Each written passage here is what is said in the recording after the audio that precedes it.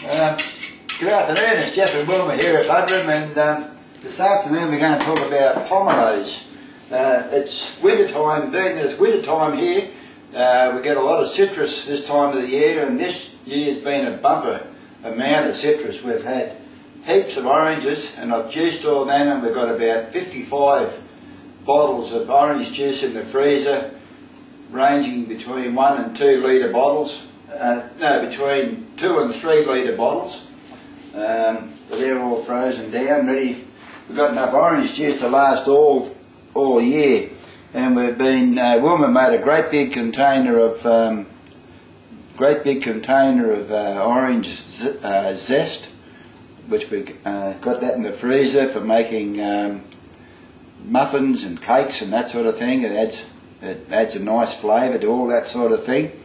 And we've juiced a heap of lemons with the zest, and that's all frozen, as well as limes. So we've got enough of all that stuff in the freezer to last us all year. And I was just lucky that somebody shared these pomelos with us. Our next door neighbour's got a friend with some growing, and I'm just going to show you how we cut them open. We were introduced to these about 4 or 5 years ago. And we've done all sorts of things with pomelos. We made jam, we made, and we used it in as a dessert. We used it in salads. So what we do is, in the salad, we freeze it like that. We just take all the flesh out and we freeze it, and then you can chop it up and then add it to any salad you like, and it just adds a nice flavour to it. And so I'll show you how we cut them open. So you just take a slice off both ends, and so this one looks like it's a pink one. Well, the last one was pink. This one we've been cutting up's a pink one. So you're just going to take some cuts around the outside, around the rind, and make it easier to peel.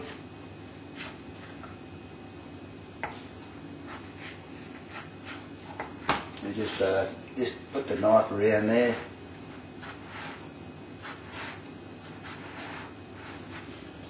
I'm just going to peel it back. So we found we got it with the ones we got 4 or 5 years ago. We found that there's quite a few different varieties of pomelo, and one of the varieties we got looks like it's the same as this, where your segments aren't evenly spaced, and but one other one we had, the segments were really evenly spaced, and it was quite easy to pull the segments apart. And so this one, the skin's a bit sort of stubborn. Actually, I should start on the side where I cut. But anyway, this one's a bit stubborn. But anyway, the idea is to just peel a bit away some of that pith, and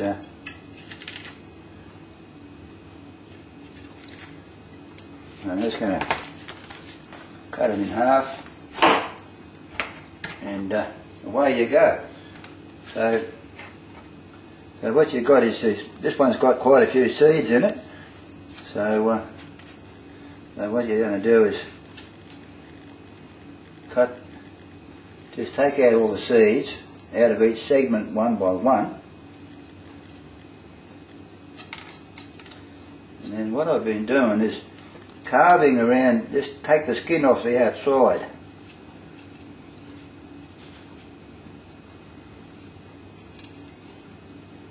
Just take the skin off the outside here like that, and